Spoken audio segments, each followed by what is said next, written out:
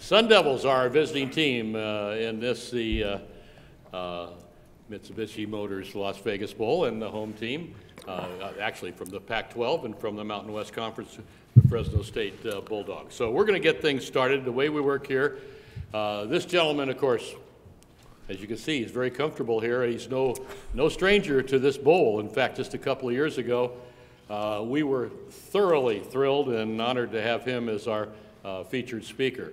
So at this time, I'd like to welcome you, the head coach of the Arizona State Sun Devils, Coach Herm Edwards. Well, you're nice to say that, and obviously I was excited about participate in the bowl as a guest speaker. Trent Dilford is doing it this year. He's a Fresno Bulldog.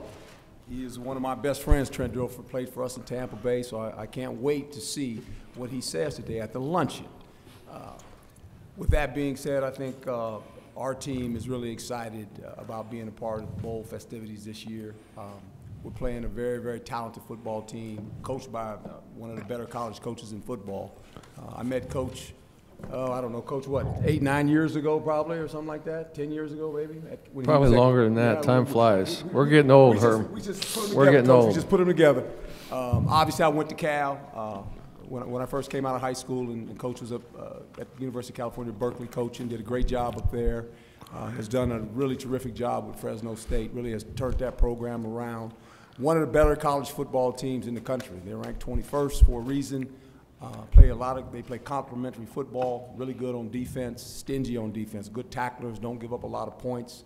Situation football is excellent for them on the defensive side of it. Third downs and in the red zone, not allowing you to score. Have a very explosive offense.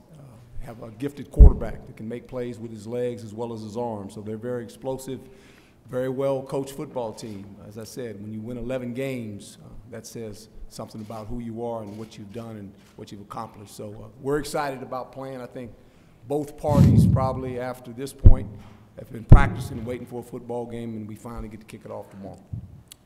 Thank you, Coach. Any questions for Coach Edwards? This is an easy group. Herb, Brad Sussman, Sports 360 AZ, Phoenix. Just curious, you being back in the bowl scene and on the sideline, what's this week been like for you, taking this all in for the first time? Well, I think it's a culmination of your season, and you've had some type of success. This is the first time that our whole team has actually traveled. That's new for us because generally on the road we travel 70. Now our whole team got to participate.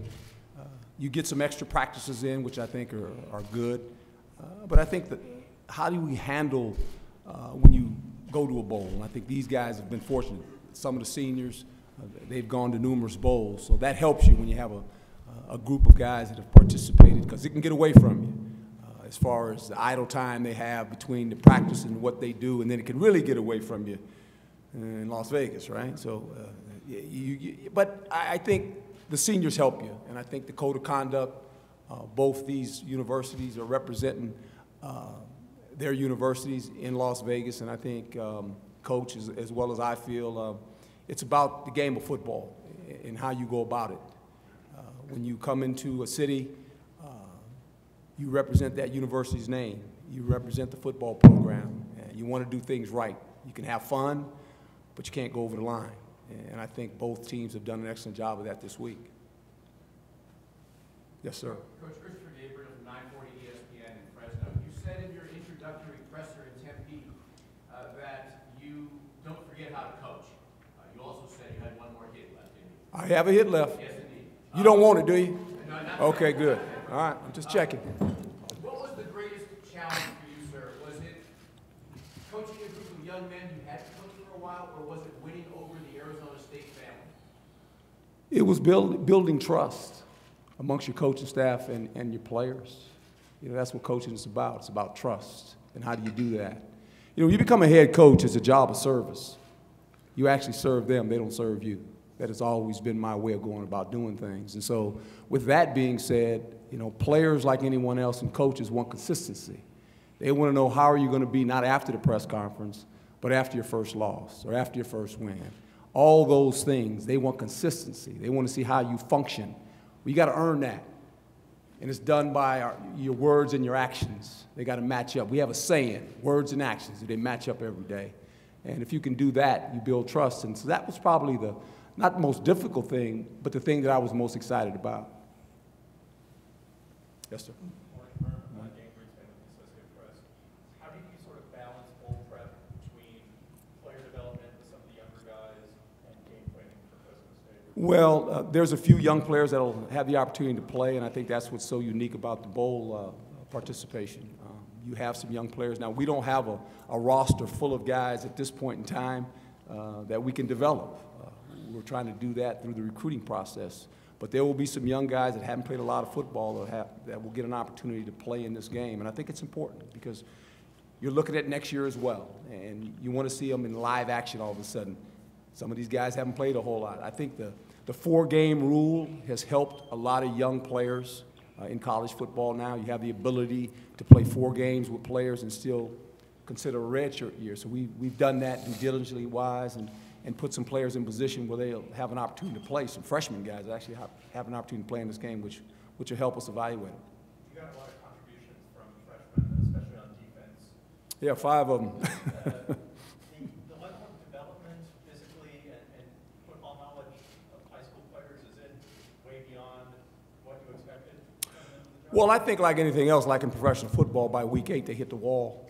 I think in high school football as well, you know, they go from high school to college, and all of a sudden the competition is much steeper, and the players are better. You go from a 17, 18-year-old kid playing a senior in college football. Well, there's a different development there. Now, talent-wise, I mean, talent is one thing, but as far as experience and how to take care of yourself and how you go through school all of a sudden and then go to practice, that weighs on young guys, and you could see that happen to a lot of our freshmen. You know, they were asked to play a lot, and no one anticipated they would play that much. We knew we'd have a young team. We had 5 freshmen starting on defense. Well, that's a load for young guys, and they handle it pretty well, but it's tough. Coach, great for ABC and Phoenix. You talked Monday about the road trip coming up here on buses. How did it go? You got your milkshake, you got the burgers. How did it go? As long as I got my milkshake, we were good. I thought it was fun. I think the players had fun. Coaches, his team rolled over on the bus as well. We're old school coaches. So we figured that thing out. We'll go on the bus. We're good. But we had a good time, you know. And I think it brings camaraderie with your football team, and that's not always being done anymore. You know, you get places pretty fast. But I just thought the bus ride was good. The hamburger was good. The milkshake was good, and the ride was good. I think it was fitting that we drove over Pat Tillman Memorial Bridge. It was a silent moment on all those buses, you know. We know a lot about Pat Tillman. It was kind of unique to go across that bridge. Mark Davis, Las Vegas Journal. This bowl is going to change in a couple of years. It could be a higher seeded Pac-12 against a higher seeded maybe SEC, Big Ten, whatever. Do you think if that's the case, it'll be less likely players will skip this game? I don't know that. I think every player's unique. They have a right to make that decision. I think most head coaches realize that. I realized that when I was on television. This is still a business for a lot of these young players. They know that their life's work is still ahead of them, and if they have an opportunity to play pro football, good for them. I say that as a former pro football player. I know how difficult it is to play on that stage. And I think as we see it now, you know, a lot of these guys opt to not play. And whatever bowl game it may be, I don't know. That's up to the player, I think. But you have to have that conversation with players you know that will be drafted. I had that conversation with Nikhil long before this game even appeared, what we were going to do if we got in the bowl. So he made the right decision for him, and we understood that. And it started with the AD and myself, and he's here. He's actually here. He'll be standing on the sideline with us, so he's part of our family.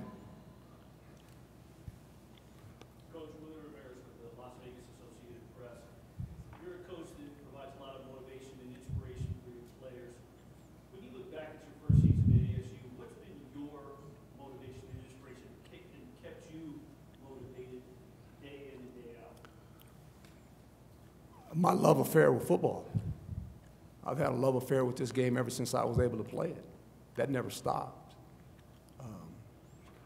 You know, once you put your feet on the grass as a player and you really understand what it takes to do this, you either really, really love it or you don't. I fell on the other side of the fence. I love it. And so it wasn't hard for me at all. I mean, I missed it. when I was on television. I had opportunities to come back. It was never the right fit for me. This appeared it was the right fit. And I can't tell you how much I missed it, and the fact that speaking to these guys, when I was going to talk to them the first time being their head coach, I was struggling what to say. It took me 2 days to figure it out. My wife probably hit me on my head. She said, "What are you talking about?" She said, "Just be you. Just go talk to them." And it worked out okay. But, you know, when you've been in football your whole life, and that's all I've ever done, as a young guy growing up, was able to achieve a scholarship and then go into pro football and stay there 30 years, you live in a bubble your whole life. You do as a football coach, as a football player. That's the world you live in. The outside world is out there, but it really doesn't affect you a whole lot because you're a part of a team, you're a part of a family. And every year there's a different journey. There's a different opportunity to achieve something as a team. That means something to me. That's important, you know, the relationships you make in football. As I said, I met Coach when he was at Cal. I mean, Trent Dilford, who's speaking today. We coached Trent at Tampa. I mean, all the relationship. These two young men up here, I'll have relationships with these two young guys the rest of my life. And so that's what football presents, you know, the life skills it teaches all of us. Without football, I'm not sitting here, period. Football provided me a way to get an opportunity to get out of the situation that I grew up in. And I think we have to understand that. That's why I'm so passionate about the game, and I want it coached right and played right, because it's important for the next generation that follows us. We are all ambassadors for this great game called football, and it's a wonderful game. It really is. Okay, one more question? We're going there next. So you want to wait? Okay. Yes, down at the far end down there is ASU's quarterback, Manny Wilkins, and I'll start things off. I have a question for you, Manny. You know, you've had a heck of a career over there in Tempe, and, you know, now you're approaching the last time as a collegiate playing for the Sun Devils, and I'd like to know how important that is to you. One, the last game. Two, to get a win in this bowl. Yeah, it's been one long journey. It's been an honor to be the leader of this football team for 3 years, but chapters come to an end. Every book has an ending, and I'm really excited for the future of this program. I know the leadership is in the correct direction. We got the right pieces in the correct places, and it's just about staying the course, and these young guys are going to come in here and have to play, but I'm excited. I'm excited for the last game. I'm not going to be emotional as I was my last home game and the U of A game, but it's a good opportunity for us to play one game together and finish this thing strong. Great. I'm going to ask, you know, there was Sun Devils running back question, and then y'all can ask all the questions of the two Sun Devil players. You know, you're approaching, and I'm sure you're very much aware of this, a single-season rushing record tomorrow. And you'll have to do it against one of the best defenses in college football, very stingy defense, I might add. Now, I know that you've logged a lot of time in the film room looking at film. What impresses you most about the Bulldog defense? Their defense, they're coached by a good person, like Coach Herm said. They're very disciplined, like a Stanford team. Not the biggest, but they're tough, just like the team that we faced in San Diego State. And so I think we've done a good job of putting in some schemes to help us and just going out there and doing what we do. Okay, questions for either of the ball players? Yes, sir. How long did you enjoy the win in Tucson, and how do you mentally refocus after such an emotional day? We had a little break after that game for finals week. I went out for the first time after the U of A game with my teammates.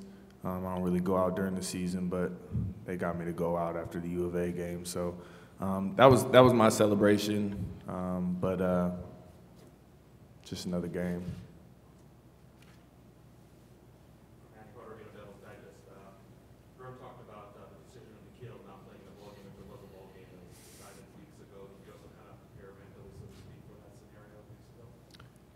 What do you prepare for what? I mean, prepare that if it's going to be a bowl game, the last game at ASU was going to be without the kill there. Is that something you also saw weeks before now? I mean, like he said, you know, he had to make a decision that was going to be the best decision for him. And, He was hitting me up for, advice and all this stuff, and I simply told him, listen, you got to trust your gut. You got to trust what you feel is right. Don't feel like you owe anybody anything, because you put yourself in this position to have an opportunity to go to the next level and be a top draft pick. So, listen, if people are going to question his heart for not playing in this bowl game, I'll be the first to tell you he's one of the hardest working, most humble people I've ever been around, and all these blessings that are about to come to him, he's earned and deserved it. So I'm just happy for him and the opportunity that he has. For both Manny and Eno, how's Las Vegas been this week?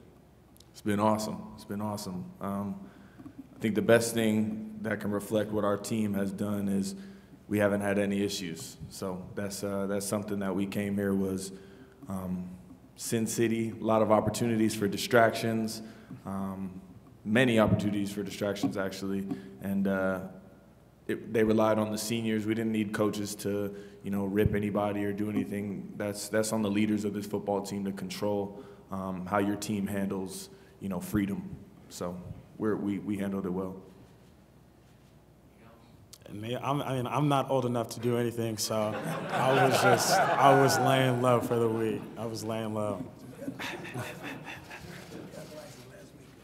set to become the first Arizona State running back to lead Pac-10/Pac-12 in rushing. What does that mean to you? Really just a testament of the work that we put in as a group offensively. Offensive line has done a great job. I spent quite a bit of time with them, and just the fact that we're on the same page and they're able to digest what I'm telling them and what I'm seeing on the field to help open bigger runs and just make things flow easier for us as me as a running back and Manny as a quarterback. Manny, Chris Alves from ABC in Fresno. Herb talked about the love affair with football. What's your love affair with football? What do you mean? I saw you shaking your head, kind of acknowledging when you were talking about how much you love the game. You really have to love it. You either love it or you don't. How much do you love football? Yeah, I just think if you watch how I played this game and the competitiveness that I played this game with, I think it speaks for itself. So I've always been someone where, here and there you got to talk a little bit on the field, just to do it, just because that's how competitive people play. But I don't got to do too much talking. I just look them in their eyes and let them know what type of time I'm on.